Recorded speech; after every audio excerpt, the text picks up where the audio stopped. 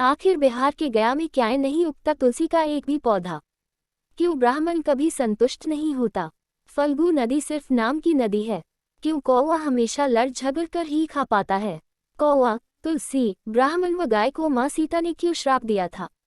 इसके बारे में कुछ लोग ही जानते हैं। आइए हम विस्तार से इस बारे में बताते हैं। वाल्मीकि रामायण के मुताबिक वनवास के दौरान भगवान राम, लक्ष्मण और माता सीता पितृपक्ष में श्राद्ध करने के लिए बिहार के गया धाम पहुंचे। वहां ब्राह्मण ने भगवान श्री राम और लक्ष्मण को श्राद्ध कर्म के लिए आवश्यक सामग्री जुटाने के लिए कहा।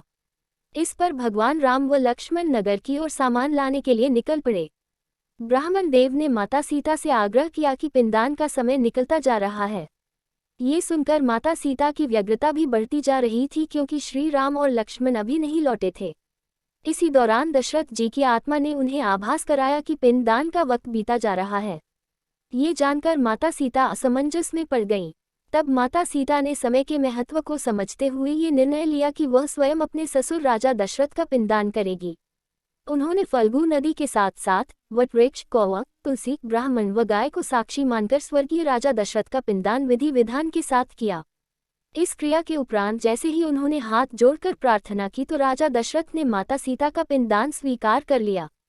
माता सीता इस बात से प्रफुल्लित हुई कि उनकी पूजा दशरथ जी ने स्वीकार कर ली है। इसके बाद उनके मन में संशय भी हुआ कि प्रभु राम इस बात को नहीं मानेंगे, क्योंकि पिंडदान पुत्र के बिना नहीं हो सकता है।